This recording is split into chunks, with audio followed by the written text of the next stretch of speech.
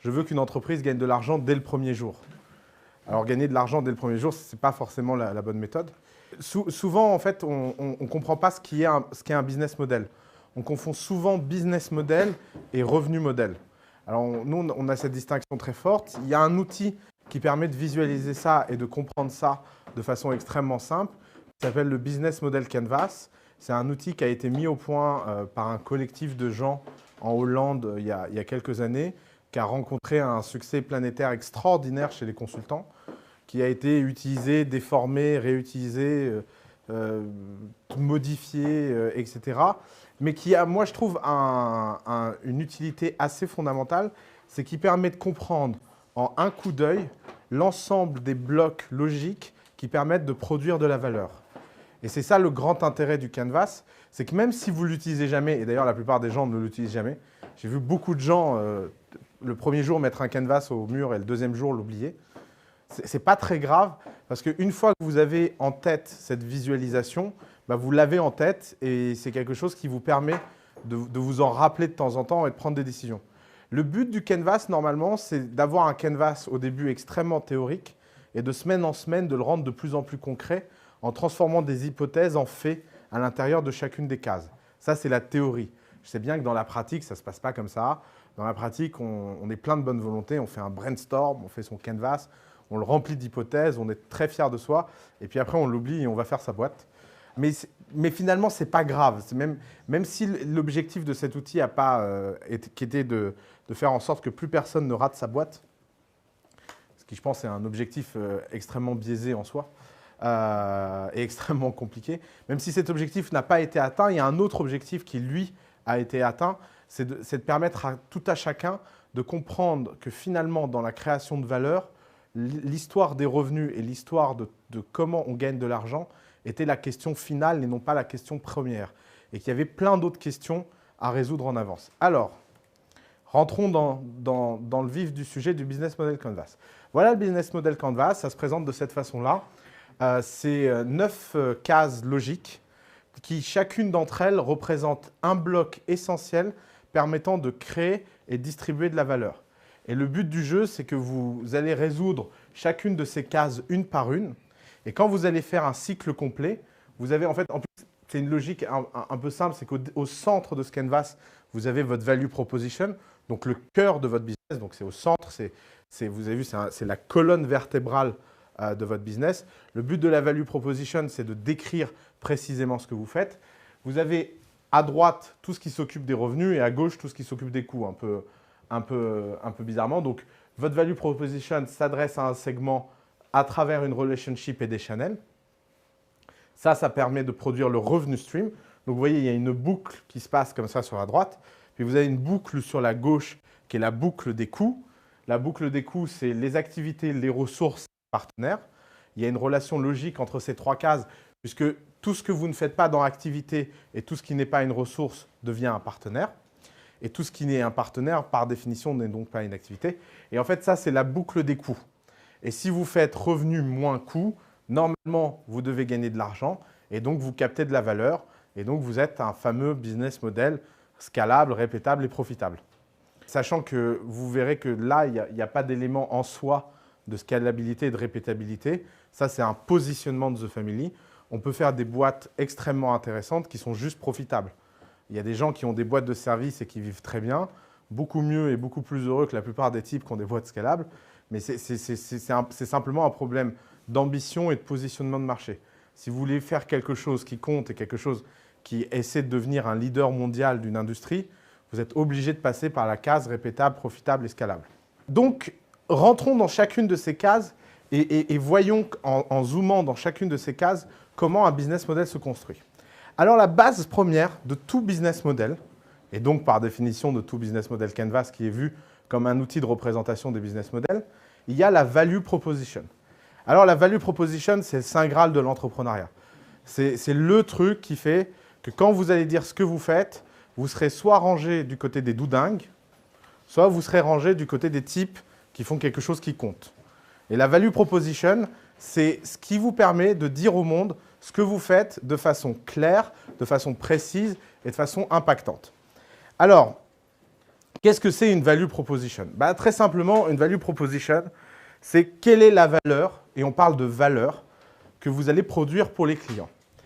Alors, ça ne s'appelle pas feature, ça ne s'appelle pas product, ça ne s'appelle pas je ne sais pas quoi encore. Il y a deux façons de voir ce que vous faites. Soit vous le voyez par le bas et vous vous dites, voilà, j'ai ma feature et mon logiciel d'email permet de trier les emails facilement. Et puis après, vous êtes avec votre techno, vous êtes très content et vous dites, s'il vous plaît, quelqu'un veut m'acheter ça, c'est super utile, je vous assure. C'est utile à quoi? Je ne sais pas, mais je suis sûr que ça peut être utile à quelqu'un et quelque part.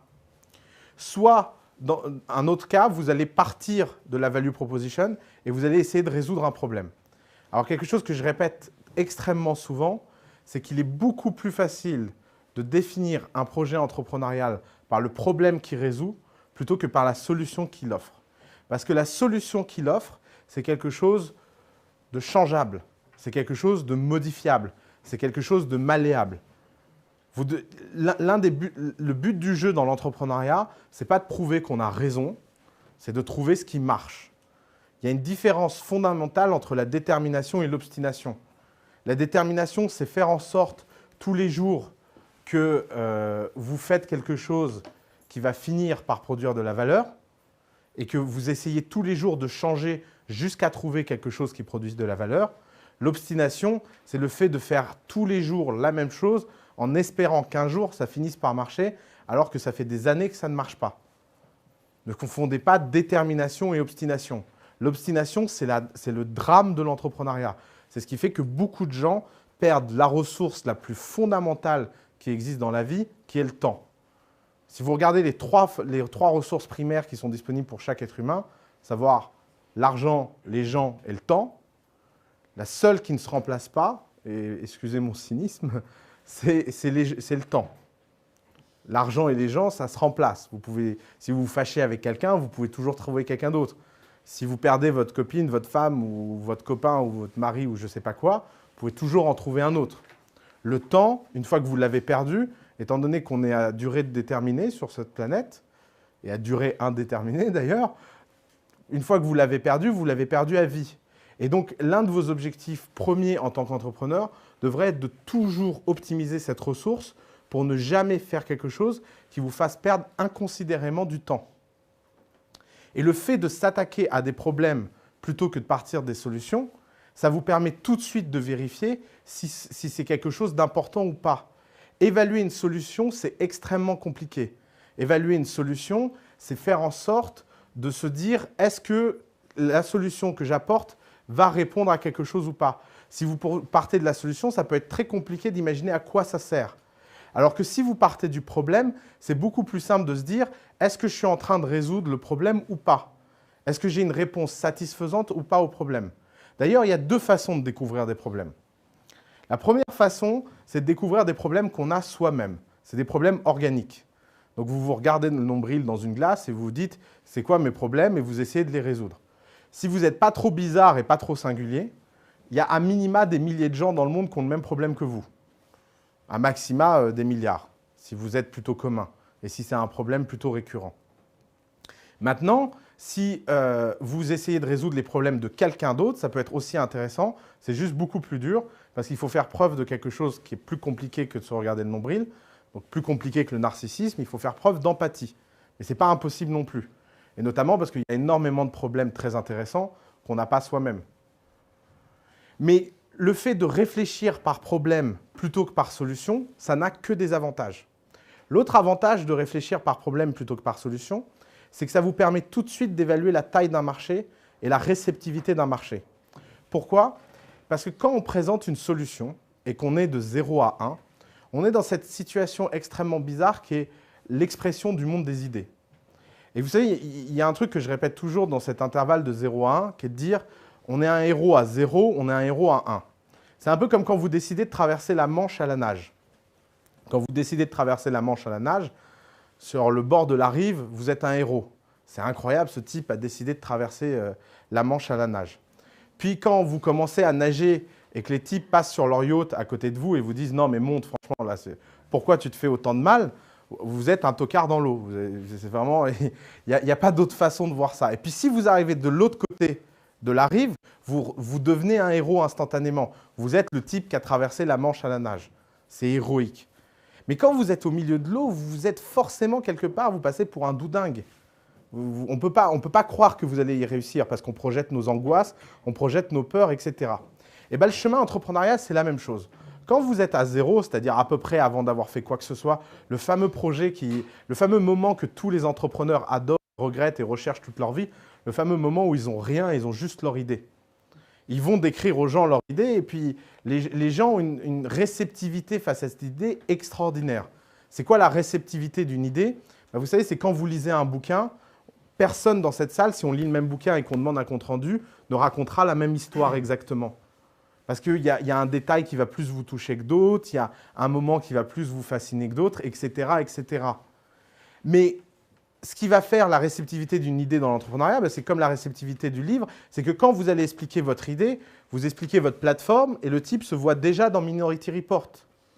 Il voit déjà les doigts, le zoom, les interfaces 3D, etc.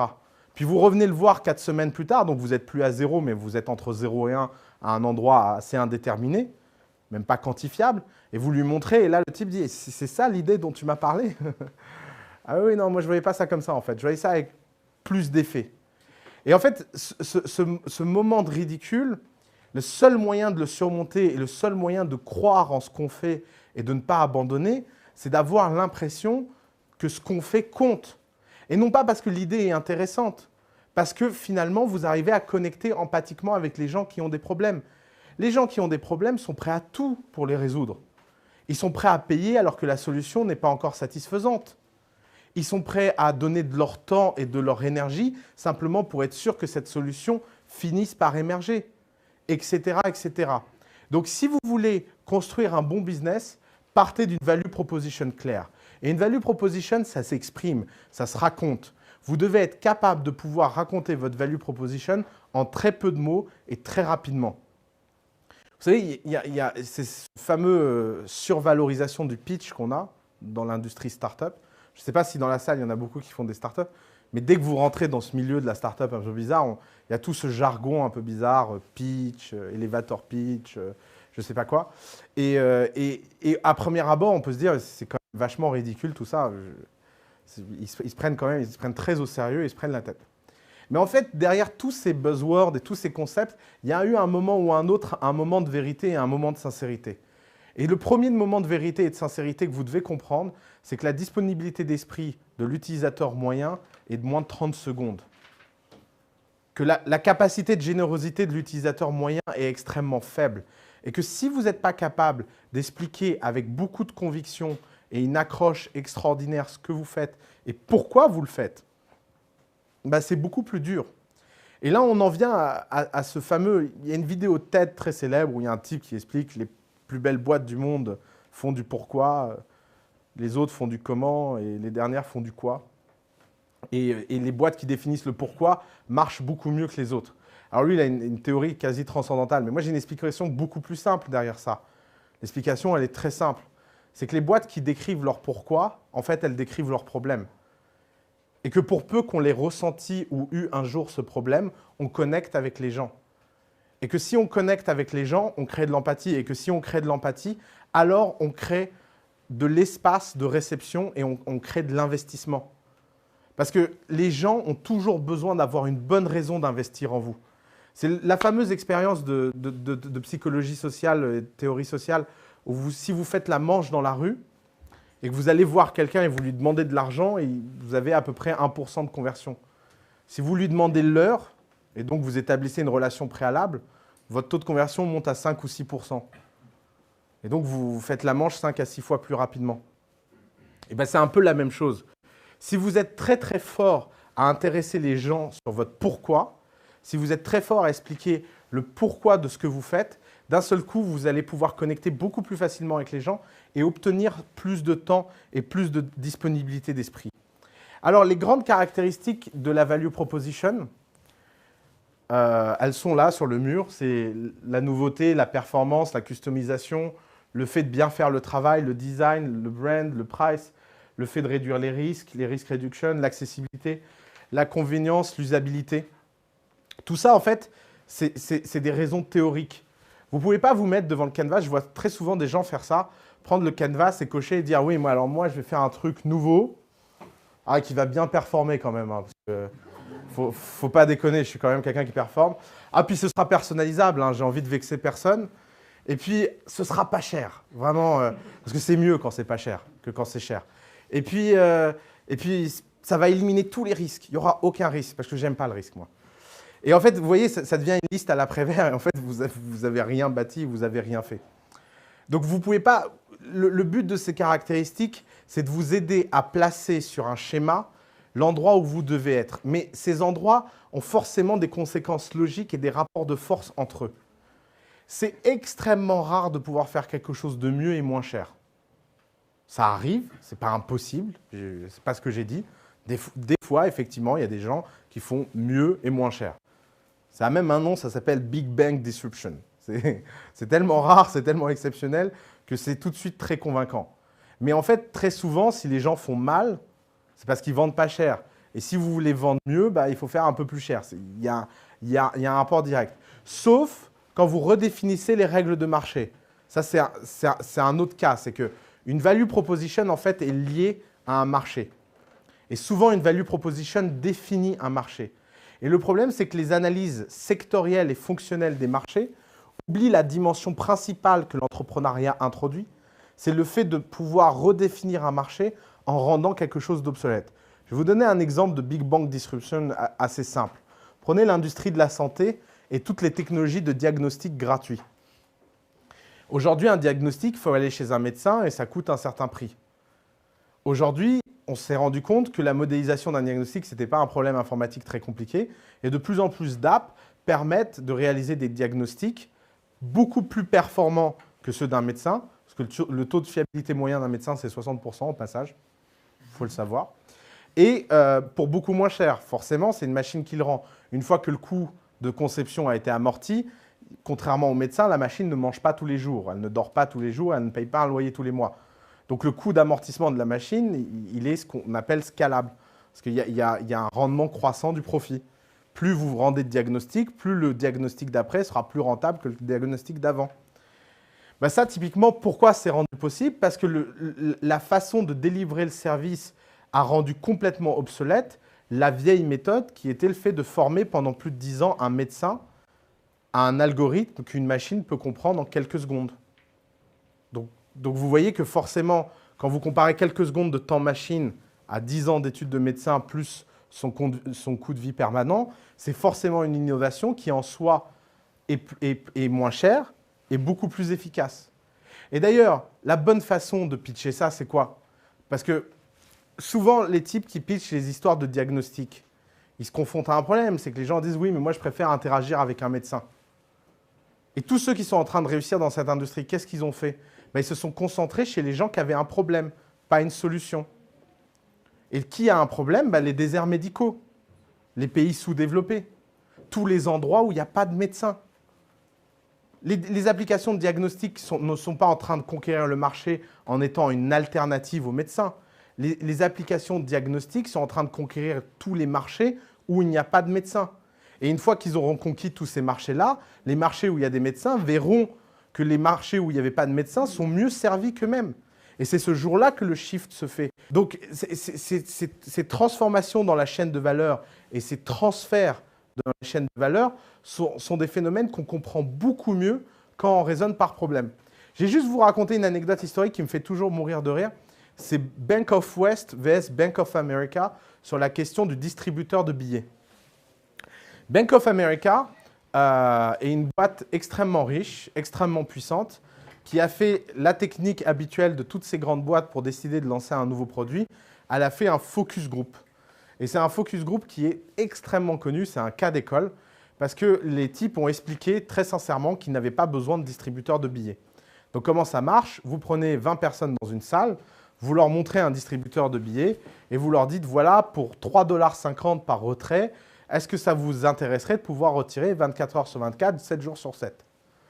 Puis là, les types vous disent, écoutez, qu'est-ce que les Noirs vont faire si on fait ça? Ah oui, parce qu'on est dans les années 60 aux États-Unis et que les types sont tout de suite très racistes. Alors, ils disent non, mais moi, le métier de guichetier, c'est un métier de noir, il ne faut pas le supprimer, sinon ils n'auront plus de travail. Puis vous avez d'autres gens qui vous disent ah, mais moi, ma guichetière, je l'aime beaucoup. Hein. Enfin, pourquoi vous voulez la remplacer par cette machine? Il faut appuyer sur des boutons, je ne comprends rien, etc. Et Bank of America a organisé 2000 réunions comme ça de quartier à travers les États-Unis. Et on est arrivé à la conclusion, et 20 millions de dollars plus loin, que jamais le distributeur de billets n'intéresserait qui que ce soit. À côté de ça, il y a une petite banque, qui n'est pas une start-up, mais qui a une centaine d'agences, pas beaucoup plus, qui est Bank of West. Et qui, elle, fait quelque chose de très différent. Elle se demande qui a besoin de distributeurs de billets et pour qui les distributeurs de billets sont essentiels dans la vie parce qu'ils n'ont pas le choix. Ils se disent, qui a ce problème-là? C'est tous les gens qui, quand ils sortent le soir, ont besoin à un moment de liquide parce qu'ils ont mal évalué la disponibilité de liquide et ils vont dans des endroits où les chèques ne sont pas acceptés. En clair, les types qui vont dans des bars et des restaurants après 21h, après 20h. Alors les types se disent, tiens, c'est intéressant, dans quel endroit on peut trouver la plus grande concentration de gens qui ont ce problème? Ah ben, les campus universitaires. Les types passent leur journée à la fac, ils n'ont pas le temps d'aller au distributeur de billets, le soir ils sortent au pub, ils n'ont pas d'argent, ça crée des problèmes terribles d'emprunt entre eux pour celui qui a le plus de cash, il faut le prévoir avant de sortir, etc. Ils vont devenir extrêmement intéressés. Puis en plus, étant relativement jeunes, ils sont beaucoup plus aptes à absorber des technologies beaucoup plus rapidement. Résultat, Bank of West a installé des distributeurs de billets à travers tous les États-Unis et est passé de 100 agences à plusieurs milliers d'agences. Pourquoi? Parce que pendant 10 ans, Bank of America s'est dit non, mais le distributeur de billets, ça ne marchera jamais. C'est un truc pour les étudiants. Puis quand les étudiants n'ont plus été étudiants, qui sont devenus adultes, ils ont été en ville et ils se sont rendus compte que la banque leader, Bank of America, n'avait pas de distributeur de billets. Puis eux, ils n'avaient jamais eu de relation avec leur guichet. Ils ne voulaient pas aller au guichet. Ils voulaient aller à l'ATM et ils ont continué l'expérience et ils l'ont importé dans leur travail, ils l'ont importé dans la ville et une génération a remplacé l'autre. Ce qu'on appelle un changement paradigmatique. C'est quand vous avez une génération qui arrive avec un nouveau modèle de pensée et qui remplace une génération plus ancienne qui disparaît avec un ancien modèle de pensée. Et bien ça, pourquoi Bank of America est passé à côté? Parce que leur analyse était fonctionnelle. Ils se demandaient quelles features les gens ont besoin. Et quand vous vous posez cette question-là, vous tombez toujours dans le fameux panneau, vous savez, c'est la citation très célèbre de Steve Jobs, qui dit « Ne demandez pas aux gens ce dont ils ont besoin, ils en seront beaucoup plus convaincus quand ils le verront et qu'ils verront que c'est la solution à leurs problèmes. » Mais en fait, effectivement, il s'agit de ça. C'est que ce dont ils auraient pu découvrir, c'est que ces gens-là avaient des problèmes et qu'il y avait plein de catégories sociales qui n'avaient pas accès au guichetier pour des raisons de temps, de confort, etc. Et alors là, il faut comprendre un concept sur la value proposition si vous voulez comprendre la dispersion d'un business model. Donc, ce qu'il faut que vous compreniez, c'est la courbe d'adoption d'une innovation. Alors, je vais essayer de la faire bien.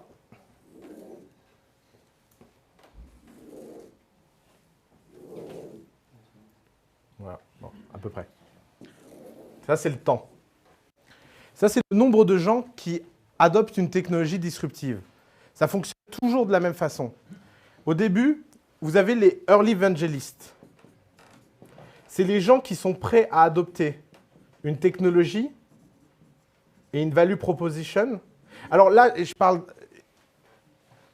L'un des focus de The Family, c'est d'essayer d'aider les gens ambitieux à bâtir des boîtes scalables et profitables, ambitieuses et globales et leaders de leur marché, etc. Donc très souvent, la caractéristique première de ces boîtes, c'est qu'elles représentent une forme de disruption. Évidemment, si vous faites une boîte qui est simplement la copie d'une boîte qui existe déjà, vous avez beaucoup moins besoin de comprendre ces questions-là et de comprendre la diffusion d'une value proposition parce que vous commencez sur un marché beaucoup plus mature. Mais là, on prend le cas où vraiment vous faites quelque chose de nouveau qui répond pour la première fois à un problème unique. Au début, vous allez vous adresser aux early evangelists. C'est tous ces gens qui sont prêts à adopter quelque chose alors qu'il n'est pas encore développé. Ça peut vous paraître bizarre comme segment de la population, mais si vous regardez autour de vous, vous verrez, et vous avez forcément des amis qui sont dans ce segment-là. C'est les gens qui vous parlent toujours de ce qui va sortir un jour. Et alors, vous savez, c'est les gens qui nous parlent des casques de réalité virtuelle depuis 20 ans, puis on n'en a jamais vu. Puis c'est les gens qui nous parlent des robots partout, puis tout le monde se dit « Ouais, mais bon, c'est bon, les robots, ça fait 20 ans qu'on me parle de ça et j'en ai toujours pas vu un dans ma cuisine. » etc., etc. Mais ces early evangelists, ils ont une caractéristique première, c'est que quelque part, ils ont une obsession pour un domaine nouveau. Et notamment, il y a un truc que moi, en tant qu'investisseur, je regarde toujours, c'est l'activité principale des types qui ont des hobbies. Si vous regardez à travers l'histoire de l'humanité, les types qui ont des hobbies représentent toujours la prochaine tendance. Dans les années 80, les types qui avaient des hobbies, c'était l'informatique. Aujourd'hui, c'est l'impression 3D et les Fab Labs. Et en général, ces types-là, qui passent leur week-end, leur soir, leur budget, les travaux de leur maison dans un truc complètement dingue, en fait, ils représentent toujours la première vague d'une adoption de marché. Et la bêtise mentale qu'on fait, c'est de croire que le monde se conquiert en un pas. L'entrepreneuriat, c'est un marathon qui se court en sprint de 100 mètres. C'est pas quelque chose... Aucun produit au monde, sur un marché nouveau et non mature, a été lancé dans un grand boom, badaboum, et ça a fait bim bim. Ça n'arrive jamais, ça. Ce qui se passe en général, c'est que vous avez un truc, personne ne sait trop ce que c'est, puis ça commence à être adopté par une petite communauté, et petit à petit, ça grossit, et plus vite que vous en ayez l'impression, bam, tout le monde en a un. Mais même les produits comme l'iPhone, qui sont lancés avec des grandes conférences, etc., ont des ambitions extrêmement réduites par rapport aux moyens de lancement. Le but de Steve Jobs, c'était de prendre 1% du marché des smartphones. C'est l'annonce de la première conférence. Il a dit, si on prend 1%, on sera déjà très content. Même eux savent raisonner en niche comme première étape. Et vraiment, c'est exactement la même chose que jouer à risque ou faire la guerre ou toutes ces choses-là. Je ne sais pas si vous jouez à risque, mais moi je trouve que risque, je le répète tout le temps celle-là, mais c'est une très très bonne école entrepreneuriale. C'est qu'à risque, tous les débutants font la même erreur, c'est qu'ils mettent un pion sur chaque pays de la carte. Et vous sentez leur excitation et leur contentement quand ils ont l'impression de posséder 80% du monde. Puis après, vous les ravagez pays après pays, et ils sont tout dépités, ils ne comprennent pas ce qui s'est passé. C'est un peu la même chose avec les jeunes entrepreneurs. C'est qu'ils veulent tout de suite conquérir le monde et ils ne voient pas que ça se conquiert ville par ville. Et alors, ces early evangelists sont une population que vous touchez en leur parlant du problème, et c'est une population qui ressent le problème plus que la moyenne. Ces early evangelists, en général, une fois que le produit... Donc ça, c'est la courbe d'adoption du produit, et ça, c'est la courbe de qualité du produit. Et ce qui se passe, c'est qu'au début, la qualité est inférieure, puis il y a un moment, il y a un croisement, puis la qualité devient supérieure à l'adoption. Donc c'est cette phase très particulière où le produit ne délivre pas encore. Et donc la deuxième phase, c'est les early adopters. Alors les early adopters, ça on les connaît un peu plus. C'est tous les gens qui sont prêts à acheter la première version de quelque chose. Alors que tout type qui travaille dans la technologie sait qu'il ne faut jamais acheter la première version de quelque chose. Règle de base. N'achetez jamais la première version d'un produit Apple, ou la première version d'une Freebox, ou etc., etc. Mais il y a des gens chez qui c'est trop fort, ils veulent être les premiers. Et d'ailleurs, si vous voulez vous remémorer la diffusion, l'iPhone est pas mal en fait comme produit pour ça. Parce que vous pouvez regarder dans votre entourage et vous souvenir qui est le premier de vos amis à avoir eu un iPhone. Et ensuite de refaire historiquement, ami après ami, comment l'iPhone s'est développé dans votre entourage jusqu'au moment où vous-même en ayez eu un. Combien de gens ont un iPhone là dans la salle? Voilà, démonstration faite. On fera le petit schéma de qui l'a eu en premier. Qui a eu un iPhone 3? Voilà. Non, qui a eu un iPhone 3S? Un peu plus. Un iPhone 4? Voilà. Vous voyez, on vient d'avoir une courbe d'adoption de l'innovation. Ensuite, vous avez l'early majority. Alors, l'early majority, c'est là où... Ça, c'est par exemple, si on prend l'iPhone, ça, c'est l'iPhone 3. Ça, c'est l'iPhone 3S. Il faut quand même voir que sur l'iPhone 3, il n'y avait même pas la 3G. Enfin, c'est quand même génial comme lancement de produit. La 3G n'était pas une techno révolutionnaire au moment où ils ont lancé l'iPhone. Hein. Ensuite, vous avez l'early majority.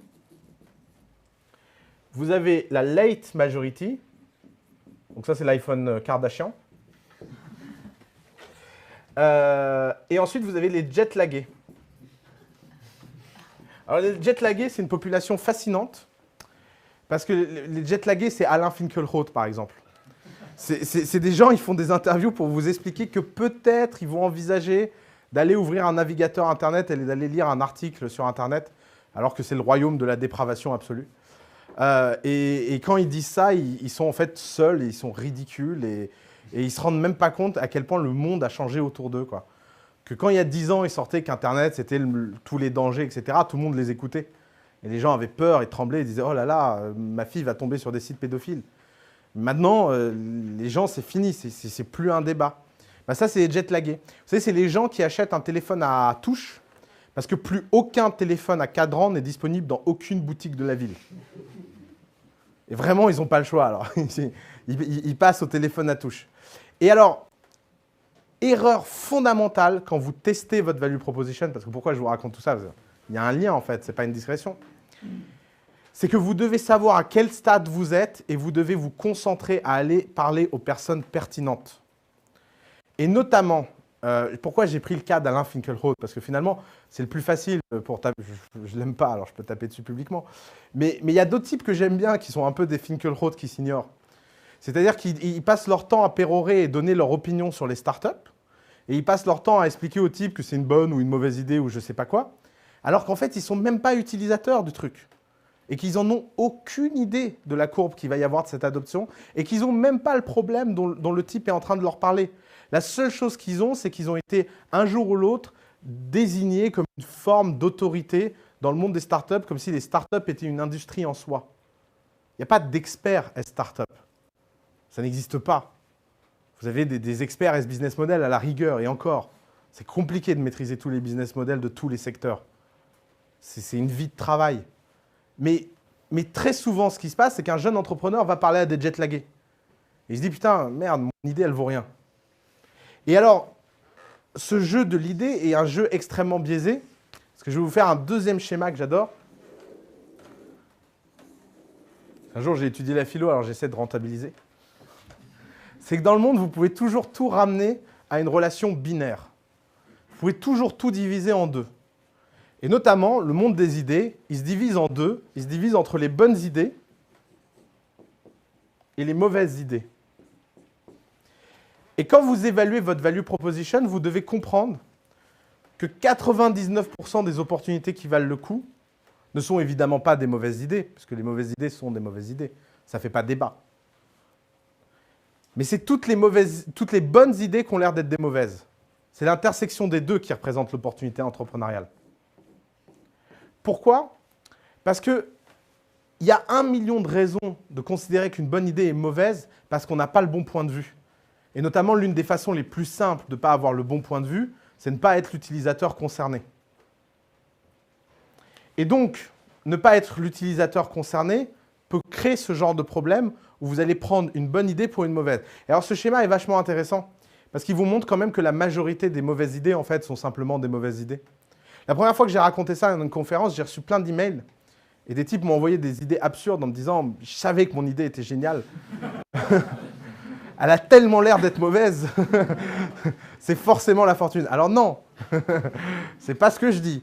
Ce que je dis, c'est qu'il y a peut-être une chance. Les bonnes idées qui ont l'air d'être des bonnes, en général, elles sont archi prises, archi attaquées, archi dominées.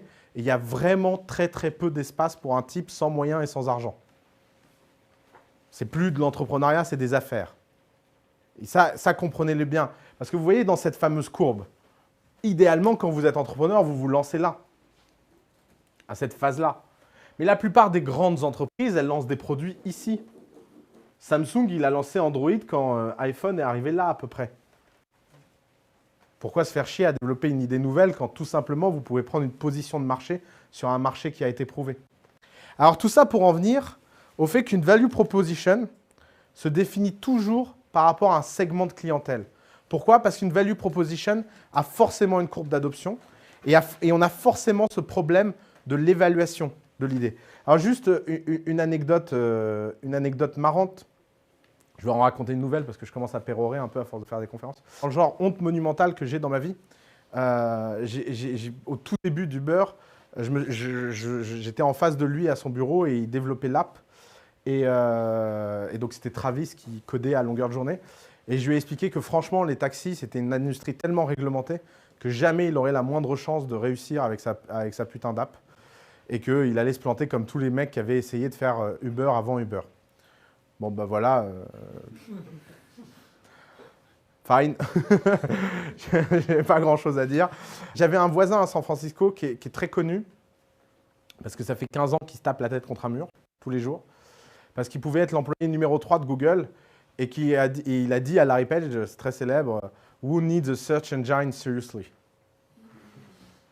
Et pourquoi? Mais il vous raconte, il vous dit, à l'époque, il y avait 20 000 sites sur Internet d'intéressants. Un annuaire, ça marche très bien pour trier 20 000 sites. J'aurais jamais imaginé qu'Internet allait exploser comme Internet a explosé aujourd'hui. Parce que l'idée même d'un moteur de recherche, parce que souvent on dit, oui, les gens n'ont pas cru à Google parce qu'il y avait d'autres moteurs de recherche. Non, les gens n'ont pas cru à Google parce qu'ils pensaient que les moteurs de recherche ne servaient à rien. Parce que tout le monde voyait que Google était bien mieux foutu qu'Alta Vista ou les autres, ça faisait pas doute. Et vraiment, c'était ne pas voir que l'information allait... Il y a 10 ans, vous auriez dit à quelqu'un que l'information produite dans le monde allait doubler tous les ans de façon continue pendant 10 ans. Et oui, oui, c'est ça. Mais c'était inimaginable. Donc vous voyez ce que c'est, cette intersection extrêmement bizarre. C'est que vous avez des gens, et les entrepreneurs sont caractéristiques de ça. Et d'ailleurs, c'est pour ça que la plupart des entrepreneurs sont insupportables et ont l'air fous. C'est parce que c'est des gens qui vivent dans le futur au présent. Et ils vous racontent les choses comme si c'était déjà le cas. Parce qu'ils font simplement une anticipation. Alors des fois, ils sont un peu trop dans le futur. C'est raté. Mais pour peu qu'ils soient au bon endroit, comme Travis ou comme Google, et tous les gens passent pour des imbéciles. Allez, dernière anecdote qui m'a toujours fait mourir de rire. Quand Steve Jobs est revenu à Apple, il y a un type qui lui a écrit un email de 5 pages sur pourquoi il ne fallait pas qu'il revienne diriger Apple et qu'il allait tout détruire. Et Steve Jobs lui a répondu si vous avez raison, je suis désolé d'avance, mais s'il s'avère que vous ayez tort et que je réussis ma mission, s'il vous plaît, rendez-moi service, regardez-vous dans une glace et call yourself an asshole. » Et je ne sais pas si le type le fait de façon rituelle, mais moi, je le ferais si j'étais à sa place. Donc, un customer segment, c'est très important.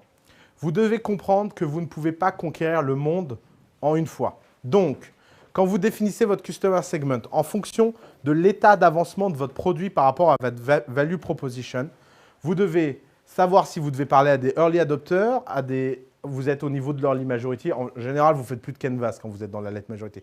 Il y a des gens qui les font pour vous, ça s'appelle des stagiaires. Mais au début, quand vous êtes seul, donc c'est l'un ou l'autre des segments. Et vous devez absolument définir précisément le segment avec lequel vous attaquez. C'est extrêmement important. Vous ne pouvez pas ne pas avoir d'utilisateur spécifique en tête. Et à partir du moment où vous avez décidé quel était votre utilisateur, en attendant de vous rendre compte que vous vous êtes trompé et de changer d'utilisateur, vous ne parlez qu'à cet utilisateur, vous n'essayez de vendre qu'à cet utilisateur et vous ne faites rien d'autre. Vous ne pouvez pas perdre votre temps à parler. Alors, c'est quoi l'avantage? C'est qu'au moins, si vous vous êtes trompé, vous le verrez très vite. Parce que si vous définissez, je ne sais pas moi, A comme utilisateur et que vous ne faites que parler à A à longueur de journée et que vous vous rendez compte qu'en fait, A ne répond jamais au téléphone et ne vous réécrit jamais et ne prend jamais rendez-vous avec vous, vous pouvez vous dire « mince, je me suis trompé de segment ». Alors que si vous parlez à A, B, C, D et que tous ont l'air mollement de vous dire plus ou moins oui, vous pouvez durer extrêmement longtemps avant de découvrir si vous êtes en train de parler au bon utilisateur ou pas. Donc soyez extrêmement discipliné là-dessus, c'est très important. Et surtout, vous devez vous demander qui est votre utilisateur et comment le définir. Alors, moi, il y a une méthode que j'aime bien, bon, qui est très artisanale, pour définir des segments, mais c'est peut-être parce que je regarde beaucoup de séries, c'est de penser personnage de série. Pourquoi? Parce que les scénaristes qui écrivent les séries passent des heures à définir des caricatures. Et en fait, je ne sais pas si vous regardez How I Met Your Mother, Friends ou je ne sais pas quoi, mais vous prenez n'importe quel personnage d'une de ces séries un peu grand public et il représente un customer segment extrêmement particulier. Si vous faites un produit pour les Barney, vous voyez exactement à quoi ressemble un Barney, quoi. Ou si vous faites un produit pour les Ross, vous voyez à quoi ressemble un Ross. C'est une espèce très très particulière et c'est une espèce extrêmement caricaturée et très... Vous pouvez même mettre sa photo dans le bureau. C'est très pratique. Et si vous faites un produit pour Breaking Bad, bah, vous voyez aussi le segment auquel vous avez affaire, etc., etc. Donc, le définir, c'est quelque chose de très important parce que vous allez pouvoir, une value proposition est forcément associée à un segment de clientèle. Est-ce que vous avez plusieurs segments de clientèle? Bien sûr que vous avez plusieurs segments de clientèle. Le fait d'avoir plusieurs segments de clientèle, c'est comme ça qu'on croit. Par contre, vous ne pouvez pas conquérir au début plusieurs segments de clientèle à la fois. Pour conquérir plusieurs segments de clientèle à la fois, il faut avoir de la ressource et avoir du capital. Quand vous démarrez seul, à peu, en entreprise, à 2 ou 3, vous n'avez pas de capital disponible, donc vous n'avez pas d'autre choix que de faire des choix. Et ça veut dire donc prendre le risque de se planter, et donc ça veut dire le risque de passer de segment en segment. Alors il y a des gens très chanceux, ils trouvent la bonne VP avec le bon segment du premier coup, genre Travis de Uber, je crois que c'est $1 million de revenus en un mois, enfin de volume d'affaires, truc un peu délirant. Après le lancement, il y a des gens, ils galèrent 38 mois, genre Airbnb, ils n'ont pas compris leur segment avant extrêmement longtemps. Il n'y a pas de secret. Une fois que vous avez défini un segment, vous ne pouvez faire qu'une chose, développer votre produit et parler au segment. C'est très important de sortir de derrière votre ordinateur. Vous ne pouvez pas bâtir une boîte uniquement derrière votre ordinateur. Et là, je parle à tous les types qui savent coder dans la salle. C'est un risque majeur que vous prenez. C'est de passer votre temps à développer des choses dont personne n'a à faire. Et d'ailleurs, si vous regardez d'un point de vue macro et micro pourquoi les boîtes échouent, d'un point de vue micro, il y a des millions d'explications. Je n'ai pas eu ma subvention, je me suis engueulé avec mon cofondateur, je n'étais pas heureux, ce n'était pas la bonne boîte, etc. D'un point de vue macro, il y a une seule raison, développer quelque chose dont tout le monde s'en fout. Et prendre ce risque-là, c'est le risque le plus monumental que vous puissiez prendre. Et la seule façon de savoir si vous êtes en train de développer quelque chose qui intéresse les gens ou pas, c'est de leur présenter et essayer de leur vendre. Il n'y a pas d'autre façon. Parce que sinon, vous prenez le risque que j'appelle le risque Hollywood. C'est le fait de parler à des gens et qui vous disent « Ouais, super intéressant ton truc. Bon, moi, ça ne m'intéresse pas, mais je vois très très bien les types que ça peut intéresser. » Et une fois que vous avez fait le tour de 6 milliards d'habitants avec cette phrase, vous retombez sur le premier en fait. Qui vous avait dit 5 ans avant « Oui, oui, va parler aux autres. Je n'ai pas envie de te dire que ça ne m'intéresse pas. » Et en fait, c'est un problème structurel. Vous avez un avantage énorme pour tester des value propositions dans un customer segment. C'est que vous pouvez comprendre qu'on appartient à une génération où le monde a profondément changé. Pendant très longtemps, en France, on a été victime du 19e siècle, qui est un paradigme très particulier, qui est un paradigme capitalistique. Pourquoi c'est un paradigme capitalistique? Parce que vous aviez besoin de capital pour transformer des idées en réalité. C'est quoi le paradigme capitalistique? C'est j'ai une idée, je la finance, je la conçois, je la développe, je la design, je la fabrique et je la vends. Maintenant, vous êtes dans le paradigme entrepreneurial, qui est extrêmement différent du paradigme capitalistique, puisque vous pouvez avoir une idée, vendre immédiatement, faire semblant que ça existe. Ce n'est pas très compliqué sur Internet de faire semblant que les choses existent. Et seulement si ça existe, alors faire les autres étapes. Regardez, qui croit qu'on a un château ici? Merci Liam, merci pour l'article by the way. Non mais le point, vous vous rendez compte que acheter un château, c'est une décision quand même monumentale pour une famille. et que donc, c'est une décision que vous n'avez pas du tout envie de prendre si personne n'a envie d'aller dans un château en Normandie. D'où le fait de prétendre que vous ayez un château, de voir si les gens sont intéressés, de susciter un tel enthousiasme pour courir, aller acheter un château et en plus avoir un argument formidable auprès des financiers. Vous êtes dans un monde où on peut vendre avant de fabriquer. Ça réduit de façon fondamentale les risques que vous prenez. Tikhon Bernstein, cet été, nous racontait que pour lancer Pars, c'était sa 21e idée. Il y a un type au dîner qui dit « Mais comment on fait pour faire 21 boîtes ?» enfin, il dit « Ah non, non, non, non, on ne fait pas 21 boîtes. J'ai simplement prétendu que j'en avais 21 et la 21e, les gens se sont inscrits. Avant, personne ne s'est jamais inscrit. » Il a fait 21 landing pages qu'il a testées jour après jour sur Hacker News. Puis quand il en a trouvé une qui marchait bien mieux que les autres, elle marchait bien mieux que les autres, il l'a fait. Alors quelque chose que je répète, je ne sais pas le dire en français, donc je vais faire mon Jean-Claude Van Damme, mais « Success is obvious ». Ça, c'est un point que souvent les entrepreneurs ne comprennent pas avant de l'avoir vécu une fois. Success is obvious. C'est que, oui, mais le succès évident, ça percute beaucoup moins en français. Obvious, c'est vraiment fort comme concept. Pourquoi? Parce que, en fait, si vous faites 20 landing pages, souvent les gens me disent « Oui, mais si je fais 20 landing pages, il va se passer le truc, je vais avoir 200 visiteurs par landing page, il y en aura une à 205, une à 198, et je ne pourrais pas décider. Mais en fait, le monde ne fonctionne pas comme ça. Ce qui risque de se passer, c'est que vous en aurez 20 à 0, et que vous en aurez peut-être besoin de 30 ou de 40 avant d'en avoir une qui marche. Déjà, première chose. Et que le jour où vous en allez en avoir une qui marche, vous n'allez pas avoir un petit peu de trafic dessus. Vous en allez en voir de façon monumentale. Et l'autre chose dont vous devez comprendre et qui a profondément changé, c'est que pendant très très longtemps dans le monde du business, ce qui comptait le plus, c'était la fameuse barrière à l'entrée.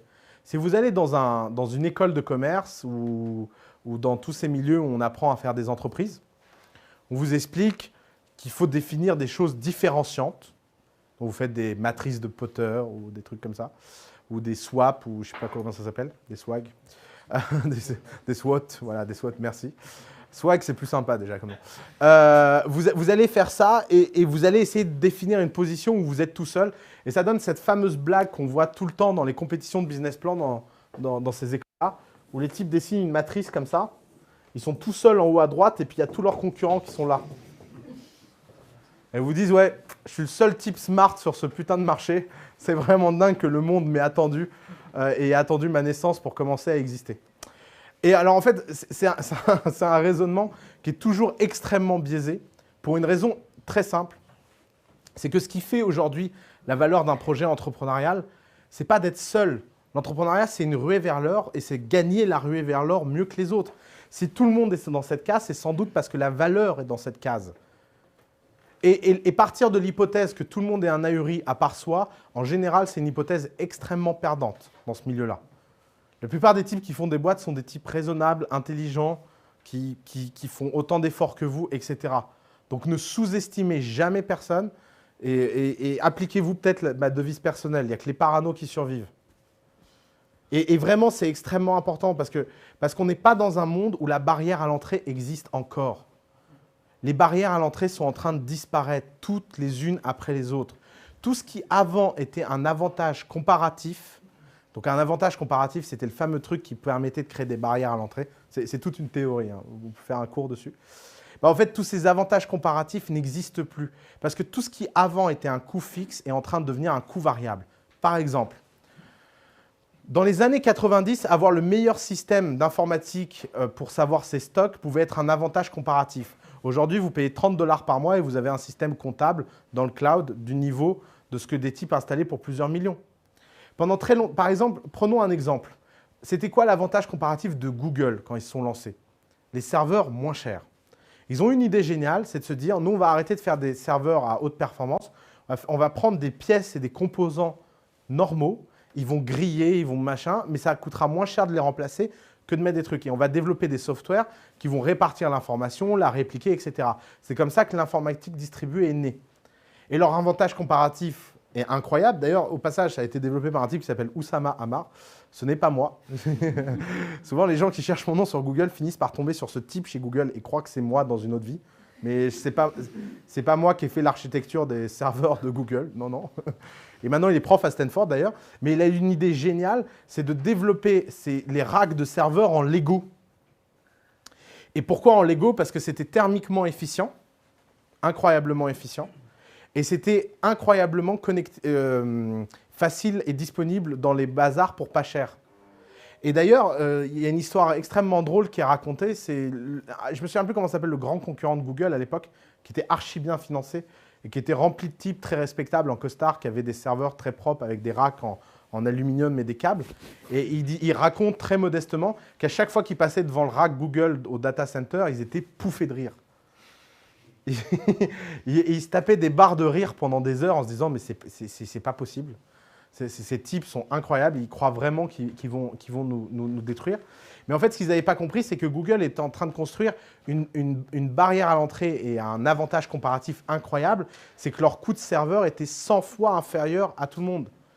Et bien ça, aujourd'hui, c'est plus un avantage comparatif. Pourquoi? Parce que le cloud est là. L'infrastructure Google, maintenant, est disponible à tout le monde. Et en plus, pour peu que vous soyez dans un endroit sympathique comme The Family, on vous offre même des crédits cloud gratos. Minute pub réussie.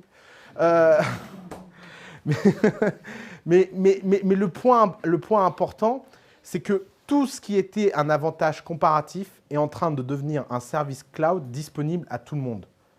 Ce qui fait que ça n'a jamais été aussi simple de lancer une boîte. Aujourd'hui, ce qui compte, c'est plus la concurrence passée. C'est la concurrence future, une fois que vous avez prouvé votre marché. C'est cette concurrence-là qui est très dangereuse. Alors, l'autre point très important à comprendre, c'est qu'aujourd'hui, un Customer Segment, vous avez 2 outils exceptionnels pour les tester et pour savoir immédiatement si ce que vous faites intéresse des gens ou pas. Attention. Premier outil, Google AdWords. Deuxième outil, Facebook Ads. Dans Google AdWords, vous pouvez définir très précisément des intentions parce qu'une requête dans un moteur de recherche, c'est une intention. Et dans Facebook Ads, vous pouvez définir une démographie. Je veux toutes les filles qui écoutent Britney Spears, qui ont entre 17 et 21 ans et qui vont acheter l'album de Zazie. Vous pouvez définir des démographies extrêmement précises autour de caractéristiques sociodémographiques et socioculturelles. Et alors, qu'est-ce que ça veut dire? Ça veut dire que votre value proposition, vous pouvez la tester à petite échelle sur un customer segment pour 3 fois rien. Parce que si vous utilisez AdWords et Facebook Ads comme stratégie d'acquisition de contenu, vous êtes foutu, c'est trop cher. Vous ne pouvez pas amener des millions de gens comme ça. Mais par contre, tester sur juste 1000 personnes pour voir combien de pourcents, ce qui est un fameux échantillon représentatif de la population, ce qu'avant on appelait une étude de marché. Vous savez, avant les types payaient des fortunes des études de marché. Si, je vous assure, c'était un vrai truc. Et passaient des mois à faire des études de marché, il n'y a pas si longtemps. Maintenant, en 15 secondes top chrono, allez, 15 minutes top chrono, j'arrête d'exagérer. En 15 minutes top chrono, vous pouvez faire une étude de marché sur un échantillon représentatif de votre customer segment infiniment plus précis et efficace que n'importe quelle étude de marché faite par un cabinet pour plusieurs milliers d'euros. Vous imaginez la puissance que vous avez entre les mains? Et alors, pourquoi développer la moindre ligne de code? Pourquoi développer le moindre prototype?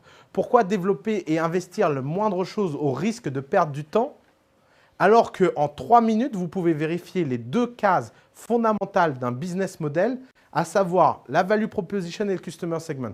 Si vous avez ces 2 cases bonnes, le reste, c'est de la littérature. Et d'ailleurs, si vous avez ces 2 cases bonnes, le reste peut être fait par des gens plus compétents que vous. Prenons une histoire, Dropbox. Dropbox, c'est l'histoire d'un jeune garçon qui veut développer une infrastructure plutôt bien faite pour garder vos fichiers dans le cloud et toujours synchronisés. Il va de meeting VC en meeting VC parce qu'il a fait Y Combinator. D'ailleurs, pour la petite histoire, il a failli ne pas rentrer à Y Combinator parce que Paul Graham ne voulait pas de lui, parce qu'il lui a dit la même chose que ce que tout le monde a dit. Oui, mais bon, de toute façon, les solutions de NAS, de fichiers, ça a déjà été fait 1000 fois. Et Drew Houston a fait ce dialogue VC à peu près 150 fois. C'est je développe une super solution pour mettre mes fichiers dans le cloud. Ah ouais? Mais ça existe déjà. Ah bon? Vous trouvez que ça existe déjà? Vous en utilisez une? Non, j'en utilise pas, mais ça existe déjà. Bon, bah, au revoir, jeune homme. Et il a fait cette conversation 150 fois. Puis un jour, il en a eu marre et PG lui a dit, mais arrête de nous faire chier avec ta putain de théorie, etc. Fais ton putain de produit et si ça marche, les gens investiront. Il dit, mais je ne peux pas faire mon produit, ça coûte très cher, il me faut un ingénieur système. Vous imaginez si je perds le moindre fichier? Et il a raison. Il fait partie des très très rares cas où on ne peut pas faire en fail fast et en learn to fail to succeed faster, blablabla, tous ces trucs-là. Vous ne pouvez pas faire ça parce que si vous perdez un jour un fichier à quelqu'un, votre service ne vaut plus rien. Donc vous ne pouvez pas vous permettre d'avoir des bugs. C'est ce qu'on appelle de la programmation critique. Et donc, il dit non, j'ai besoin de moyens, j'ai besoin d'1,7 million, j'ai besoin d'1,7 million, j'ai besoin d'1,7 million. Et puis, en fait, il va se passer un truc, c'est qu'il va faire une vidéo présentant Dropbox, comme si Dropbox existait, et il va mettre un bouton « Inscrivez-vous ». Et quand les gens vont s'inscrire, ça le met à une page en disant « Vous êtes sur la waiting list, dès que le produit est prêt, on vous appelle ». Et il a posté ça sur Hacker News, il a rempli ça. Alors, petite astuce de growth hacking, petite digression. Mais il a eu une astuce géniale, c'est qu'il a rempli la vidéo de mèmes et de 9gag et de tout ça. Et résultat, la vidéo a été featurée sur 9gag pendant 7 jours. Et il a récupéré tout le trafic de 9gag pour Dropbox. Bon, ça c'est un détail. Mais il a eu, je crois, le premier jour, il a eu 20 000 inscriptions. À la fin du mois, il en avait 100 000. Et puis petit à petit. Et après, il a fait son round. Il allait juste en meeting VC avec un slide. Combien il avait d'utilisateurs qui s'inscrivaient par minute. Il disait, bon, bah voilà, apparemment, j'ai prouvé que mon logiciel plaisait plus que les autres, il faudrait me donner de l'argent pour le développer. Et il a levé à une valeur délirante, et etc., etc. Et vous connaissez le reste de l'histoire. Mais vous voyez, comme ça a été une réduction du risque. La plupart d'entre vous dans cette salle, ce que vous auriez fait, c'est que vous seriez quand même parti bille en tête développer le produit mal foutu, et vous auriez poussé et poussé en disant « Ah mon Dieu, personne ne veut me faire confiance et personne ne veut croire dans ma super idée. » Réfléchissez-y. Vendre avant de fabriquer.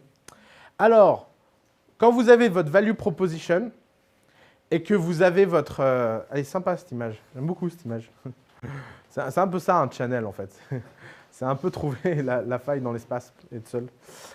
Une fois que vous avez votre value proposition et que vous avez votre customer segment, il faut trouver comment les connecter. C'est la troisième étape de la création d'une boîte. Et cette troisième étape, pourquoi j'ai parlé d'AdWords et de Facebook? Bah, tout simplement parce que c'est très rare de pouvoir se permettre AdWords et Facebook pour connecter, pour être le channel. Ça peut être génial pour tester sur 1236 personnes, qui est le seuil représentatif d'un échantillon pour la population française. Mais c'est difficile de pouvoir faire ça pour conquérir sa clientèle. Alors un channel, c'est quoi? C'est un endroit où vous avez vos utilisateurs concentrés en masse. Alors il y a des channels physiques, je ne sais pas, la presse, un magazine, je ne sais pas quoi. Puis vous avez des channels virtuels. Vous avez des sites, vous avez des partenaires, vous avez des channels gratuits, des channels payants, etc. Et cette troisième étape, c'est l'une des étapes les plus dures. C'est le fait, je sais que j'ai dit que c'était de la littérature qu'on avait les deux premiers, parce qu'on a rarement les deux premiers au top, en fait, à ce niveau-là. Et c'est pour ça que cette étape est très dure. Et en fait, cette étape, souvent, quand vous avez une value proposition extraordinaire à un customer segment évident, le channel, c'est le bouche à oreille. Et le bouche à oreille vous dépasse. Mais si vous n'avez pas la chance d'avoir un truc qui soulève les foules dès le premier jour et qui est massivement adopté, vous allez vous retrouver dans le problème de devoir pousser à la main votre boîte et de la pousser très fort. Donc le channel, c'est quelque chose qui est un peu compliqué, qui est un sujet en soi. Je vais juste dire des choses vraiment très théoriques. Mais tout ce que vous pouvez lire sur l'acquisition de trafic et tous les exercices que vous pouvez faire en ligne et tout ce que vous pouvez découvrir sur le growth hacking ou je ne sais pas quoi. D'ailleurs, il y a un meet-up très bien là-dessus. Deuxième minute pub. Tout ce que vous pouvez faire à ce niveau-là, ce ne sera pas perdu et ce sera une compétence extrêmement essentielle à acquérir. Il y a des choses qui sont formelles, il y a des choses qui sont théoriques. Mais dépendant de vos moyens, faites très attention quand vous avez de l'argent parce que plus d'une start-up s'est ruinée une fois qu'elle a levé de l'argent en dépensant de la pub par la fenêtre et qui n'a jamais rien rapporté. Ça, faites très attention à ça. Et notamment, vous savez, à The Family, on a le cas de cette start-up qui me fascine, où vous avez une start-up qui cartonnait parce qu'elle n'avait pas d'argent et ils ont levé un peu d'argent et ils ont fait faillite. Et en fait, je me suis rendu compte qu'entre le moment où ils n'avaient pas d'argent et le moment où ils ont levé de l'argent, il s'est passé quelque chose, c'est qu'ils ont arrêté de faire tout ce qui marchait et ils ont commencé à faire des choses sérieuses parce que maintenant, ils avaient de l'argent. Et ils avaient l'impression mentalement que tout ce qu'ils faisaient avant, en fait, c'était des trucs d'amateurs parce qu'ils n'avaient pas d'argent, alors que c'était pile poil les trucs à faire, en fait. Et la contrainte de ne pas avoir d'argent les avait disciplinés. Et le jour où ils ont eu de l'argent, bah, en fait... Et je ne m'en suis même pas rendu compte sur le coup. Pour moi, c'était un mystère. Je me disais, mais je comprends pas. Pourquoi une boîte qui marche quand on n'a pas d'argent et en plus, ils n'étaient pas dispensieux. C'était même pas le problème. C'est simplement qu'ils avaient changé profondément de méthode, en fait. Donc, réfléchissez-y à 2 fois avant de vouloir être quelqu'un de respectable. La dernière chose que vous avez envie, c'est d'être quelqu'un de respectable. Et la dernière chose que vous avez envie dans ce milieu-là, c'est de faire ce qu'on fait depuis des années dans d'autres milieux et qui n'a jamais marché. J'ai un exemple... récemment, une startup qui me disait pourquoi les campagnes anti-tabac ne marchent pas. Je dis tiens, c'est vrai, ça fait des années qu'on fait des campagnes anti-tabac, pourquoi elles ne marchent pas? Elle me dit bah, c'est très simple, c'est parce que ça fait des années que personne n'a testé leur efficacité. Et je me suis rendu compte qu'effectivement, les campagnes anti-tabac étaient une décision politique. On dépensait beaucoup d'argent pour dire voilà, on fait de la prévention. Mais on n'en avait rien à faire de si ça marchait ou pas, en fait. C'était juste, on se donnait bonne conscience, voilà, on a prévenu les gens, ils ne pourront pas dire qu'ils n'ont pas été avertis. Mais l'objectif, ce n'est pas de faire arrêter les gens de fumer, en fait. L'objectif, c'est de faire une action politique. Donc vous voyez comme le fait de définir très précisément. Alors, j'y viens à un point important. La seule façon de bien maîtriser un channel, c'est de le définir précisément et de mesurer précisément le channel et son efficacité et sa réceptivité. Retenez cette règle de base. Tout ce que vous mesurez s'améliore. C'est une incantation, c'est pratiquement religieux. Vous pourrez fonder une secte là-dessus, mais c'est vrai. Tout ce qu'on mesure s'améliore. Et c'est magique comme phénomène. Ça s'améliore. Alors, il faudrait dire tout ce qu'on mesure s'améliore plus ou moins vite. C'est vrai aussi. Mais c'est très rare de ne pas réussir à optimiser quelque chose que vous mesurez de façon ardente. Parce que ce qui se passe, c'est ce qu'on appelle des mécanismes inconscients, cognitifs, qui font que vous allez finir par découvrir qu'est-ce qui marche et qu'est-ce qui ne marche pas, et vous allez finir par l'implémenter. Souvent, je dis l'entrepreneuriat, c'est plus faire du vélo que apprendre une technique formelle. Vous savez, quand vous faites du vélo, au début, on vous explique théoriquement comment faire du vélo. Il faut mettre un pied devant l'autre, machin, puis vous tombez, puis à un moment, vous en avez marre, vous vous laissez aller, et vous finissez par comprendre. Et après, quand vous montez sur un vélo, ça se passe tout seul, vous faites du vélo. Ben, c'est un peu la même chose. Si vous avez la chance de fréquenter des entrepreneurs qui l'ont déjà fait et qui ont l'habitude, ils ont cette tendance très agaçante à avoir l'intuition de ce qui va marcher ou pas. Et vous vous dites, mais je ne comprends pas. Et en fait, c'est très très simple. C'est parce qu'à force de refaire la même chose tout le temps, on finit par découvrir les micro-détails qui sont en fait essentiels. Et ces micro-détails sont ce qui permet de réussir. Si vous voulez regarder un film, regardez Jiro Dream of Sushi. Et dans Jiro Dream of Sushi, il y a cette histoire que je trouve fascinante, où à un moment, vous verrez, si vous regardez les films, vous rigolerez chaudement dans Jiro Dream of Sushi. Parce que le type, il lui dit, voilà, votre assistant fait le riz, vous mettez longtemps à les former. Il dit, oui, avant 8 ans, le riz pas mangeable. Et on sent un grand silence, quoi. Vraiment, on sent que le journaliste se dit, mais c'est pas possible, 8 ans. Et après, il explique. Donc, il va voir l'apprenti, il dit, oui, pendant 8 ans, mon seul boulot, c'était de faire du riz 10 fois par jour et de refaire, et de refaire, et de refaire. Et effectivement, le goût du riz est exceptionnel. Si un jour, vous avez la chance de manger dans un restaurant de sushi comme ça, vous verrez, vous direz, mais c'est pas possible que ce soit aussi bon, alors que c'est juste un bout de riz avec un bout de poisson. Et alors, qu'est-ce qui se passe? Et si vous demandez au type comment faire du bon riz, bah, il va vous dire, bah, c'est simple, tu mets de l'eau, tu mets du riz, tu cuis, et puis tu manges. et il sera incapable d'expliquer tous les micro-détails, toutes les micro-perceptions qu'il aura développées, parce que pendant 8 ans, tous les jours, il aura fait du riz. Et bien, faire une boîte, c'est faire du riz, en fait. C'est la même chose. C'est que tous les jours, vous devez recommencer, recommencer, recommencer, recommencer. Remettre ton ouvrage à la tâche 1000 fois. Et vraiment, c'est quelque chose d'extrêmement important à comprendre. C'est que cette industrie et l'écosystème des startups est victime d'une culture de la checklist. Vous avez tous l'impression que pour bâtir une boîte, il suffit de prendre une checklist, de cocher les cases, et hop, c'est fait. Donc, on m'a dit qu'il fallait faire une value proposition. Bon, bah, c'est bon, ma value proposition est définie. Alors après, on m'a dit, oui, il faut faire un segment. Ah bah ça y est, mon segment est fait. Ah oui, maintenant, il faut que je définisse mes channels. Voilà, c'est fait.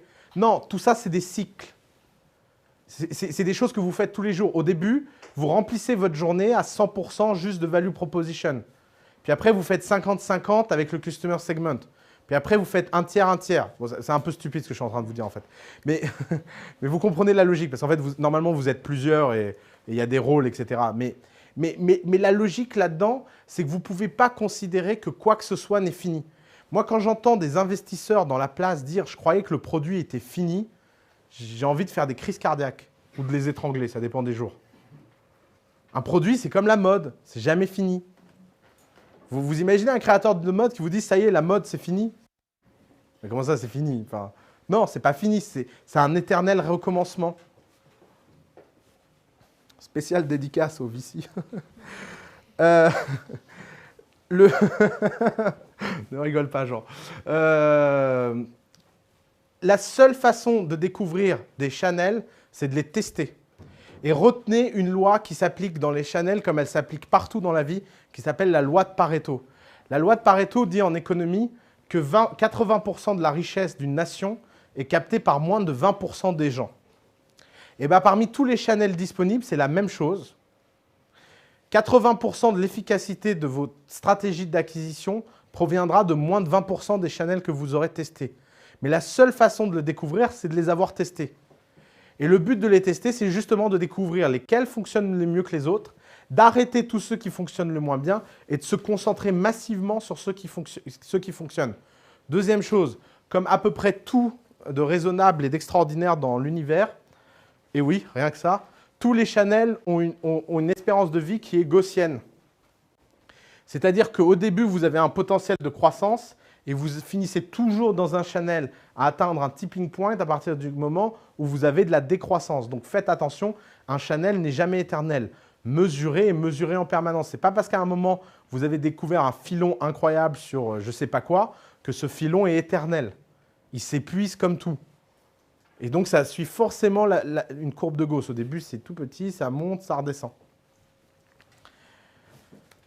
Une fois que vous avez votre VP, Value Proposition, votre CS, Customer Segment, vos CH, vos channels, c'est pour faire jargon. Une fois que vous avez tout ça, vous pouvez définir votre CR, votre Customer Relationship. Alors, qu'est-ce que c'est le Customer Relationship? C'est la façon dans laquelle vous allez interagir avec vos clients. Alors là, je suis rarement dogmatique. Enfin, un peu, ouais, bon. Je ne suis pas trop dogmatique. mais il y a un domaine sur lequel vous n'avez pas le choix et vous devez faire toujours la même chose, c'est la Customer Relation, parce que vous devez offrir une expérience exceptionnelle. C'est une opportunité unique pour vous de faire quelque chose d'incroyable. Pourquoi? Parce que dans le monde de l'entreprise, on a l'habitude de maltraiter les utilisateurs. C'est une habitude qu'on a pris collectivement dans le monde de la grande entreprise, tout simplement parce que traiter les utilisateurs, c'est un problème compliqué à scaler. Donc en attendant d'atteindre ce point où vous êtes à un point de scale, vous ne vous comportez pas comme une grande entreprise. Moi, les startups qui me répondent en langage formel quand je leur envoie un email de suggestion, j'ai envie de les étrangler. Oui, monsieur, nous avons bien pris en quête votre requête. Notre département ingénierie, qui est moi-même, vous revient sous très peu avec plus ample d'informations. Non, mais franchement. Donc, moi, il y a une règle que j'aime bien inculquer aux startups, c'est la règle du miroir. Si quelqu'un vous tutoie, vous le tutoyez. Si quelqu'un vous voit, vous le vous voyez. Si quelqu'un vous écrit comme un Jones, vous lui parlez comme un Jones. Si vous parlez comme un vieux, vous lui parlez comme un vieux, etc., etc. Mais essayez de profiter de chaque opportunité pour établir un lien intime avec la personne qui vous parle. Aujourd'hui, les gens dans ce monde qui gagnent sont les gens qui établissent une relation intime avec leurs utilisateurs. Et c'est un travail. Et il y a même des gens qui ont bâti des business entiers simplement sur cette case de Customer Relationship. Prenez Zappos. Zappos, c'est quoi? C'est la même value proposition que tout le monde. Vendre des chaussures. C'est le même Customer Segment que tout le monde. Les types qui achètent des chaussures en ligne. C'est exactement les mêmes channels que tout le monde. AdWords, acquisition payante, etc. Il y a une différence. C'est le Customer Relationship le plus exceptionnel que vous trouverez jamais de votre vie. Ils ont bâti une boîte d'1,6 milliard simplement en changeant radicalement une case d'un business model. Et rien d'autre. Et ça, c'est une opportunité incroyable pour vous parce que le type de relation que vous allez établir avec vos utilisateurs va vous permettre de gagner des points et va vous permettre de surdélivrer à un moment où vous sous-délivrez en termes de produits. Et les gens ne sont pas des monstres. Hein. Même les gens, vous savez, les utilisateurs les plus fanatiques d'un produit sont les utilisateurs qui, au début, vous détestent. Le plus court chemin vers le succès, c'est la haine. Ce n'est pas l'indifférence, ce n'est pas l'amour, c'est la haine. Toute personne qui vous déteste et que vous retournez, il vous aime à vie et de façon zélote. C'est-à-dire qu'il est prêt à tuer pour vous après. Steve Jobs, oui, les zélotes, les guerriers christiques. Steve Jobs disait, la seule façon de bâtir une boîte, c'est comprendre comment une secte se crée. Comment une secte se crée? Elle bâtit 1000 disciples. Et le reste, c'est de la littérature. Et bien, c'est exactement la même chose. Vous avez une opportunité unique au début de bâtir une relation extraordinaire avec les premiers utilisateurs et vous ne devez jamais traiter aucun utilisateur autrement que comme un roi. Vous savez, il y a ce dicton très célèbre, « Client is a king ». Vous l'appliquez, c'est pas compliqué. Et surtout, vous ne maltraitez personne, c'est important. Alors, on en vient au fondamental. Une fois que vous avez maîtrisé tout cet aspect logique, va se décider qu'est-ce que vous décidez de faire vous-même et qu'est-ce que vous décidez d'externaliser. Alors en fait, là, il y a deux cases qui sont symbiotiques dans le business canvas, qui sont les activités et les partenaires.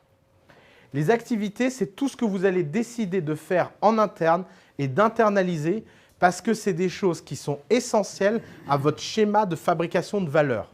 Par exemple, Walmart possède tous ces camions parce que le fait que les produits soient acheminés en magasin avec une fiabilité suprême est quelque chose d'essentiel pour eux. Même si c'est beaucoup plus rentable d'avoir des camions externalisés que vous mettez en concurrence et que vous pressurisez que d'avoir des camions internes, ils ont fait le choix d'avoir leur propre flotte de camions. Parce que pour eux, c'est une activité clé. Et en fait, tout ce que vous mettez… Et alors, une règle très simple dans une startup pendant très longtemps. Tout ce qui n'est pas une activité clé, vous l'externalisez. Tout ce qui n'est pas une activité clé, vous l'externalisez. Il n'y a pas d'autre choix. Surtout, vous ne réfléchissez pas. Je vois trop de startups passer leur temps à faire leur compta. Je ne sais pas pourquoi. Il ne me semble pas que chef d'entreprise égale comptable. Je vois trop de types passer des heures et des heures à lire des documents juridiques qui font semblant de comprendre. Et je vous assure, avoir le niveau pour comprendre des documents juridiques, ça ne prend pas 3 heures. Et c'est absurde en fait. Ces jours et ces jours que vous passez à ne pas être capable de choisir le bon prestataire, parce que vous n'êtes pas capable d'évaluer les gens autour de vous et de travailler et de trouver les key partners. Évidemment, si vous tombez sur un avocat tocard, vous êtes mal barré. Ça, c'est sûr. Mais vous voyez la relation. Ma key activities n'est pas de faire le juridique, donc je la confie à un key partner qui est mon avocat. C'est deux choses très simples, mais c'est des choses qui ne sont pas réfléchies de façon assez structurée dans les startups. Par exemple, récemment, j'ai une startup qui m'a expliqué qu'elle faisait de la data entry. Donc c'était vachement long et vachement compliqué. Et je leur ai fait remarquer que sur Amazon Mechanical Turk, ils pouvaient faire la même tâche pour 150 € et qu'elle serait faite en 1 heure au lieu de 6 mois à leur rythme.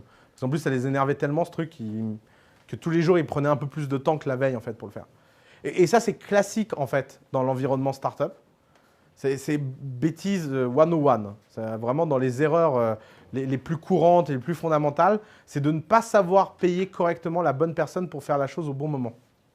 La deuxième chose, c'est que les partenaires, vous devez absolument définir le plus rapidement possible qui est vos concurrents et qui est vos partenaires. Et d'ailleurs, au passage, s'il y a un des rares domaines où vous devez réfléchir 2 minutes et stratégiser un peu, c'est votre fameuse position sur le marché par rapport aux autres. Trop souvent, je vois des startups se définir comme concurrents d'autres startups sous prétexte qu'un jour, ils pourraient faire la même chose. Alors, un partenaire, ça se trahit. Il n'y a rien d'éternel. Donc, si vous décidez un jour de faire quelque chose que vous ne faisiez pas avant, bah, ce n'est pas grave, ce n'est plus un partenaire. Mais en attendant de le faire, vous n'avez aucune raison de ne pas vous allier le temps qu'il faut, c'est tout. Signez juste pas trop de contrats à très très long terme. Mais réfléchissez à 2 fois et vous savez, regardez Godfather. Keep your friends close, your enemy closer. Trop souvent, les startups, par peur, ne vont pas parler à leurs concurrents, alors que c'est une arme essentielle de benchmark et d'acquisition d'informations. Un concurrent, ça peut se racheter à un moment. Un concurrent, ça peut être un partenaire. Un concurrent, on peut fusionner avec lui si ça ne marche pas très bien, etc., etc. Donc, n'ayez pas une approche caricaturale de votre position sur le marché. Comprenez votre position et essayez d'être flexible par rapport à ça et définissez précisément un partenaire. Un partenaire, c'est ce qui peut tout changer. Regardez la fameuse histoire Google-Yahoo. Vous connaissez cette histoire ? Qui se souvient que sur Yahoo, quand Yahoo ne trouvait pas un résultat, c'était les résultats Google qui s'affichaient? C'était extraordinaire comme époque. Vous savez qui payait qui à ce moment-là? C'était Google qui payait Yahoo. C'était pas Yahoo qui payait Google, c'est marrant. Et puis qu'est-ce qu'ils ont fait un jour, Google? Ils ont retiré. Et vous savez ce que Yahoo a fait pour le garder 1 an de plus? Ils ont payé. Et ils ont payé plus cher que ça n'a coûté à Google les années où c'est Google qui a payé Yahoo. Et puis vous savez ce qu'ils ont fait l'année d'après? Bah, ils l'ont enlevé. Et c'était fini. Ils ont transformé un key partner en stratégie d'acquisition extraordinaire parce qu'ils avaient réussi à convaincre Yahoo qu'ils n'étaient pas concurrents. En disant à Yahoo, vous êtes l'annuaire, c'est formidable, nous on est le moteur de recherche. C'est une autre feature. Bon, pas très stratège les mecs chez Yahoo quand même, mais peut-être que vous aurez des opportunités en or comme ça, vous aussi. Alors, les key resources, c'est quoi? C'est tout ce dont vous avez besoin de façon essentielle pour pouvoir produire votre business model. Alors, le grand avantage du numérique, c'est qu'en général, cette case est vide. À part ingénieur, à la rigueur, quand vous scalez, et super top employé. Souvent, les boîtes du numérique, leur key ressources, c'est les meilleurs employés de la Terre. Mais imaginons, vous faites des bijoux. Si vous avez un approvisionnement en diamants exceptionnel, vous êtes le roi du monde. Si vous faites des tisanes et que vous êtes pote avec tous les herboristes du monde, bah, d'un seul coup, vous avez une position exceptionnelle, etc., etc. Donc, la key resource, c'est ce que vous devez protéger. Et le fait de l'avoir factuellement là, ça montre qu'est-ce qui est le plus important à protéger, à entretenir et dans lequel vous devez le plus investir pour pouvoir conserver votre position de marché. Tout ça, ensemble, permet de déduire quelque chose d'extraordinaire, les coûts de structure. Alors, parlons d'un sujet qui fâche. Les business plans, ça ne sert à rien. Je veux dire, c'est pas qu'ils servent un peu ou pas beaucoup ou machin. Non, ça ne sert à rien. Ça n'a jamais servi à rien. Et je ne comprends pas qu'encore des gens très sérieux continuent d'en demander. C'est n'importe quoi. Parce que, pourquoi? Comment sont construits la plupart des business plans? La plupart des business plans sont construits avec une méthode qui s'appelle le pourcentage au doigt mouillé. Première étape, mouiller son doigt. Deuxième étape, voir dans quel sens va le vent. Troisième étape, déterminer ses revenus à 5 ans. Quatrième étape, déterminer le pourcentage qu'on consacre au marketing, aux dépenses, à la finance, etc. Cinquième étape, déduire tout ça empiriquement pour revenir à l'étape de 0 en faisant une décroissance linéaire de 10% par an. Et bam, vous avez votre business plan. Et donc, vous savez quel est votre besoin en financement la première année. Alors ça, c'est terrible. Pourquoi? Parce que qu'est-ce que vous venez de faire? Vous venez de prendre des hypothèses non prouvées, de les transformer en asymptotes et d'en déduire rationnellement quelque chose. Et après, évidemment, ça ne marche pas et vous serez en board meeting avec vos investisseurs. Ha, ha, ha, les business plans, ça n'a jamais rien prédit. Bon. Alors, on peut faire un autre exercice qui, lui, sert vraiment à quelque chose si vous êtes rigoureux. C'est la budgétisation. Là, on prend le problème à l'envers. On se demande de combien on a besoin en coût fixe et non pas en coût variable pour pouvoir survivre sur les 5 prochaines années. Et on se demande quel est le coût variable et l'équation qui modélise les coûts variables. Et on met ça sur papier et on le met précisément au crayon près. Et quand on a cette structure de coûts, d'un seul coup, on se rend compte de la ligne de flottaison pour que le business survive. Et là, on peut commencer à jouer au jeu des hypothèses et se dire, est-ce que ces hypothèses ont l'air réalistes ou pas? Et d'ailleurs, c'est très drôle. Hein. Il y a des business, quand vous jouez à ça, vous vous rendez compte qu'il faut 100 millions de dollars avant de commencer et qu'il y a très très peu de chances que vous gagnez plus que 3 cacahuètes avec. Et d'un seul coup, ça invalide un business. Mais si vous bâtissez un plan financier, partez d'une chose qui est sûre, les coûts. Parce que le prix des choses, il est facile à savoir. Si vous avez besoin de 10 ordinateurs, ce n'est pas compliqué de faire 10 fois le prix d'un ordinateur. Vous n'allez pas à vous tromper. Tandis que savoir si vous allez vendre 20, 100, 1000 ou 10 000 unités, ça, c'est impossible à savoir. Pourquoi? Parce qu'on est dans le monde de l'exponentiel. On n'est plus dans le monde des boîtes qui avaient une croissance linéaire comme ça et tous les ans, elles font 20% de plus que l'année précédente. Vous êtes dans des boîtes qui sont souvent à zéro et puis d'un seul coup, elles sont à quelque chose. Et ça, par défaut, ça vous montre où est la ligne de flottaison. Si vous êtes Amazon, vous savez que vous avez besoin… Par exemple, Amazon vient de décider d'ouvrir des entrepôts pour 40 milliards. Donc, ça veut dire qu'avec une marge à moins de 1%, c'est facile de faire le calcul de combien de volume d'affaires il doit faire simplement pour rembourser les 40 milliards mis en entrepôt. Et si vous étiez le patron d'Amazon, vous sauriez en 3 secondes si c'est réaliste ou pas. Parce que vous connaissez vos données historiques. Et vous voyez comme le fait de partir des coûts rend tout de suite un exercice qui est complètement bullshit, incroyablement réaliste. Alors le grand problème à ça, c'est que des fois, vous ne pouvez pas prédire les coûts dont vous allez avoir besoin. Parce que votre business va pivoter. C'est pour ça que cet exercice, il faut le faire à chaque fois qu'une case change fondamentalement dans votre canvas. Et donc, la dernière étape, c'est évidemment le revenu stream. Ça ne sert à rien de vous poser des questions sur vos revenus tant que vous n'avez pas résolu les 8 étapes précédentes. À part pour vous faire plaisir et vous sentir bien et vous dire « je ne suis pas dingue, je ne suis pas en train de faire une association bénévole ». C'est à peu près la seule utilité à essayer de déterminer un business plan, un business model en avance. Mais si vous faites l'exercice petit à petit en partant des coûts, vous verrez où est la ligne de flottaison et vous verrez si c'est réaliste ou pas. Alors, dans cet exercice du canvas, qu'est-ce qu'un pivot? Vous savez, le pivot, c'est le mot à la mode que tout le monde dit. Ben, un pivot, c'est le fait de prendre une case et de changer radicalement les hypothèses qui sont dedans afin de changer le business model. Et vous voyez, vous avez 9 cases. Et vous pouvez bâtir des business simplement en changeant une case. Zappos a changé la Customer Relationship. Google a changé la Value Proposition. C'est quoi la différence entre MySpace et Facebook? Le Customer Segment. Parce que d'un point de vue feature, la Value Proposition de MySpace et de Facebook est la même. Alors évidemment, vous pouvez dire non, c'est pas la même chose, blablabla. Mais tout ça sont des détails qui n'intéressent pas un canvas. Ça, c'est un autre niveau de détail. Là, on est au niveau de détail le plus intéressant, qui est votre position stratégique sur un marché pour comprendre comment vous produisez et capter cette valeur.